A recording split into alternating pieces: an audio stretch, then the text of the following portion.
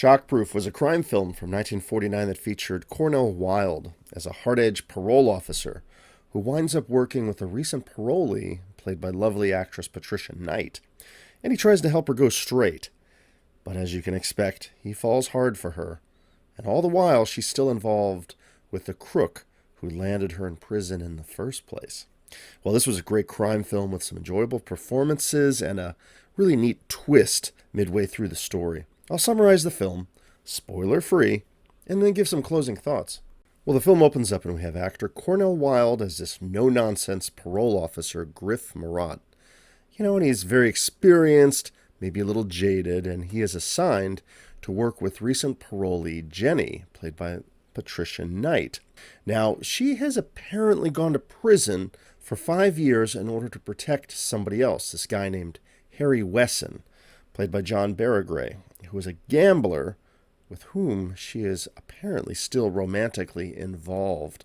In fact, even after getting all set up with her own place to stay and so on, a new job, there's Harry showing up at her new place.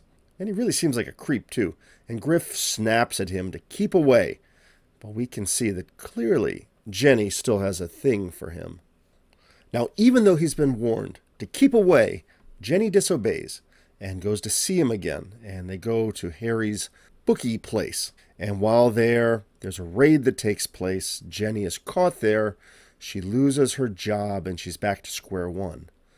But Griff, apparently, he's sympathetic and he decides to give her a really good opportunity. Brings her back to his own home one evening. She gets to meet his family, which includes a younger brother, Tommy, and his blind mother. Seems like she doesn't really care about this at all, but she does go along with Griff's plan and takes his job, basically assisting his blind mother. Jenny continues to see Harry on the side, in secret, of course, and Harry tells her to just keep playing along with this Griff character and that maybe he'll fall for her. And sure enough, Griff eventually confesses his love for her and wants to marry her. Wow, that was kind of sudden. Now, she tells Harry, and Harry encourages her to keep it going, go along with this, as this will be a way that they can break her parole, and it will also ruin any political ambitions that Griff has. But Jenny won't do it, and she runs away. Griff goes off and pursues her, and he tells her that they will get married in secret. So after this, she cuts off all communication with Harry. But that doesn't stop him, and he stops by Griff's place to see her in person. And it's here that Griff shows up, and he has had enough of this guy. You've had this coming for a long time. Griff, don't! Now, a little bit later, Griff gets a call from Harry. It's kind of a short call saying that he has information about his wife, but before he can really say any details, the call ends abruptly. So Griff rushes over, and he finds Harry severely wounded on the ground, but alive. And he also finds a note from Jenny saying that she really just wants Harry to take her away from all of this. Well, Griff is convinced that Jenny was the one that shot him, and he is ready to turn her in. But his mother thinks better of all of this, and that she actually did this out of love for him. Well, okay. So it's here that Griff makes this big decision to take her and head across the Mexican border, because the police are after her, and at this point, it really feels like the film picks up as the two of them flee. They have to ditch behind their family, they switch from their car to a bus, and they finally make it across. And, Jenny has to change her hair color to look different because the newspapers are talking all about this couple on the run. And Griff is able to take a job eventually at an oil refinery, and the two lovers just kind of hide out, and they're safe for now. But can they continue to stay on the run like this? Will they eventually be spotted by someone that recognizes them from the newspaper? Well, with only a few minutes left in the film, I'm not going to ruin the ending, so I'll let you catch this for yourself. And I don't think it's in the public domain, but there are some very good copies on YouTube, so it's a very easy film to find. And let me offer some closing thoughts here. Shockproof was released in 1949. It was produced by Columbia Pictures and it was directed by Douglas Sirk, with writing credits to Helen Deutsch and Samuel Fuller. Photography was by Charles Lawton Jr., who also worked on Orson Welles' Lady from Shanghai. Now, as far as my thoughts on the film, I thought that this was an engaging crime film with a fun switch into couple on the run formula. That was often a familiar theme in a lot of the old films I've watched on my channel.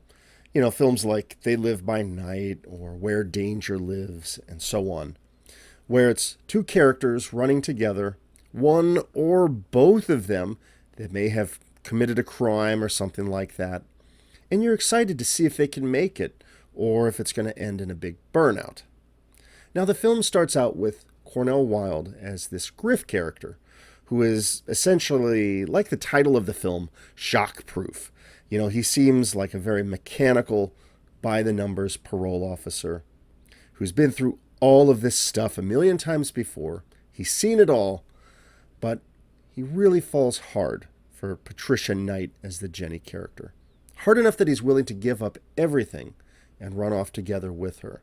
And I thought there was really a nice chemistry between the two, but I'll be honest, for a lot of the film, I felt like there was a lot of distrust that you had for Jenny, namely because she was always going back to that Henry character in secret. Could she be trusted? Was she just playing this guy? Even after the run to Mexico, I couldn't help but wonder if she might still be kind of playing him and if one more big betrayal might have been on the way.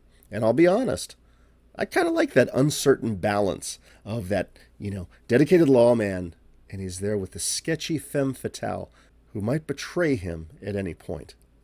What was interesting is that Cornell Wilde was actually married to Patricia Knight at the time of this film.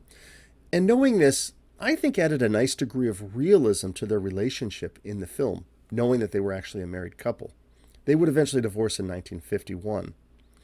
And maybe it's just me, but there would be times I would watch both of them in this film, kind of looking and studying their faces, and I couldn't help but think that maybe they bear a little bit of a resemblance to one another. But maybe it's just me. What do you think? Let me know in the comments. Now, another theme of these old classics of crime is the idea of the criminals on the run, and they got to make that dash across the Mexican border. I love it. There's that sweet freedom just on the other side if you can just outrun the law.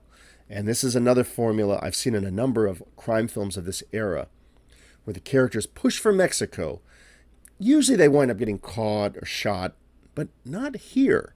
This was a little bit different because the couple actually make it across the border. They are able to start their new life. But the question of the film becomes, how long can they make this arrangement last? Can they continue to get away with it? Now, I did like seeing John Barragray as that sneaky character Harry in the film. He's just sort of a creep that shows up and he kind of hides in the shadows trying to get back to his girl.